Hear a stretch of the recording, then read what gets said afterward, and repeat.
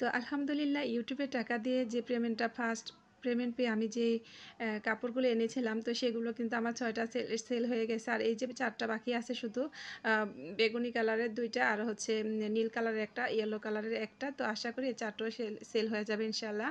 Hello everyone, আসসালামু আলাইকুম, welcome back to my channel. কেমন আছেন সবাই? আশা করি আল্লাহ তাআলার অসীম রহমতে আপনারা যেখান থেকে আমার ভিডিওটি দেখছেন সবাই অনেক ভালো আছেন।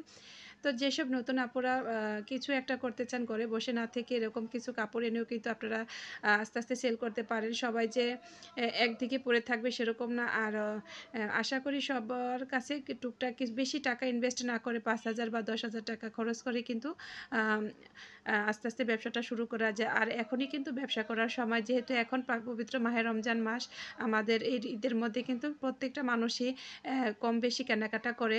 তো সেইটা মাথায় রেখে কিন্তু আমাদের এইবার যারা কিছু করতে চাচ্ছেন, ব্যবসা শুরু করতে চাচ্ছেন, নতুন উদ্যোক্তা হতে চাচ্ছেন, সেসব আপুরা কিন্তু এরকম কিছু ড্রেস এনে সেল করতে পারেন, অথবা কিছু হাতের কাজের ড্রেস দিয়েও সেল করতে পারেন, বেবিদের ড্রেস নিয়ে কাজ করতে পারেন।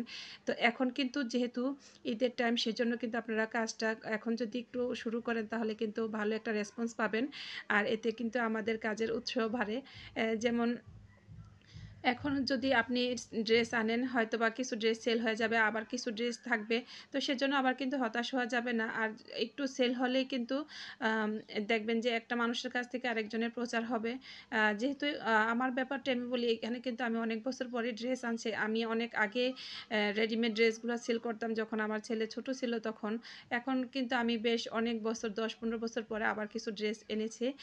তো আপনাদের ভালোবাসায় কিন্তু আমি এগুলা করতে পারছি, যেহেতু আপনারা সাপোর্ট দিয়েছেন বলে আমি ইউটিউব থেকে পেমেন্টটা পেয়েছি। আর সেটা দিয়ে কিন্তু আমি এই টাকাটা অন্য কোথাও ইনভেস্ট করতে চাইনি বা খরচ করতে চাইনি, যে এই টাকা দিয়ে আমি ইউটিউবের টাকা দিয়ে আমি দেখি ব্যবসাটা শুরু করি, কিছু ড্রেস আনি।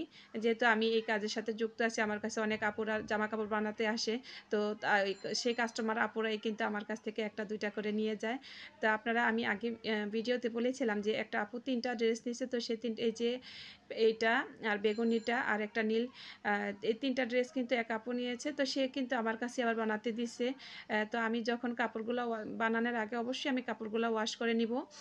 এতে করে কি, যদি কাপড়টা খেপে যায় বা কাপড়টা ছেড়ে দেয়, দুইটাই সুবিধা হয়। আর যদি ওয়াশটা না করে নিই তাহলে দেখা গেছে অনেক কাপড় ধোয়ার পরে খেপে যায়, তখন কিন্তু অনেক অসুবিধা হয়ে যায়।